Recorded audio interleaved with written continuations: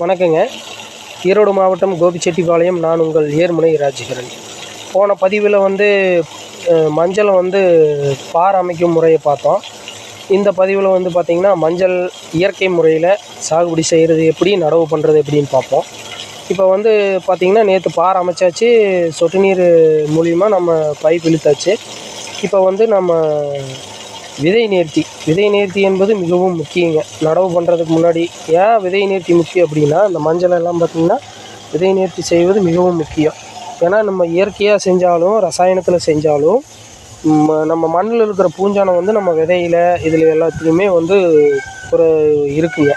அதை நம்ம கட்டுக்குள்ளே கொண்டு வர்றதுக்கு தான் விதை நேர்த்தி செய்கிறோம். இப்போ நாம் விதை நேர்த்தி எதில் செய்யலாம் அப்படின்னு பார்த்திங்கன்னா, ட்ரைகோடர்மா விரிடி, சூடோமோனாஸ், பஞ்சகாவியம், ஜீவாமிர்தம் இந்த மாதிரி இடுபொருளில் நம்ம செய்யலாங்க. இப்போ நான் பஞ்சகாவியாவில் செய்கிறேங்க. நான் செய்கிறக்கு கொஞ்சம் டைம் இல்லைங்க.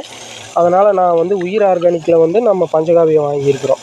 இப்போ இந்த ட்ரம்மில் இந்த பஞ்சகாவியத்தை வச்சு இந்த மஞ்சளெல்லாம் நனைச்சி நம்ம நடவு செய்கிறோங்க. கையால் ஆட்களை வச்சு நடவு செய்கிறோங்க. இது மிக மிக ரொம்ப முக்கியங்க. இது விதை நேர்த்தி செய்வதற்கு தேவையானது பார்த்திங்கன்னா, இந்த மாதிரி ட்ரம்மு ஒன்று. இந்த ட்ரம்மில் தண்ணியை 3/4 ட்ரம்முக்கு நிறச்சி இந்த சாக்கு அப்படியே பஞ்சகாவியத்தை உள்ளே போட்டு ஒரு 1/4 மணி நேரம் ஒவ்வொரு சாக்கு வச்சுருந்து நம்ம நடவு செஞ்சோம்னா நோய் எதிர்ப்பு ஆற்றல் அதிகமாக இருக்கும். மண்ணில் உள்ள பூஞ்சான இந்த மாதிரி வைரஸ் இந்த தொற்றெல்லாம் வராத மஞ்சள் செழிப்பாக வளர்கிறதுக்கு உறுதியாக நம்ம சொல்லலாங்க. நன்றி, வணக்கம்.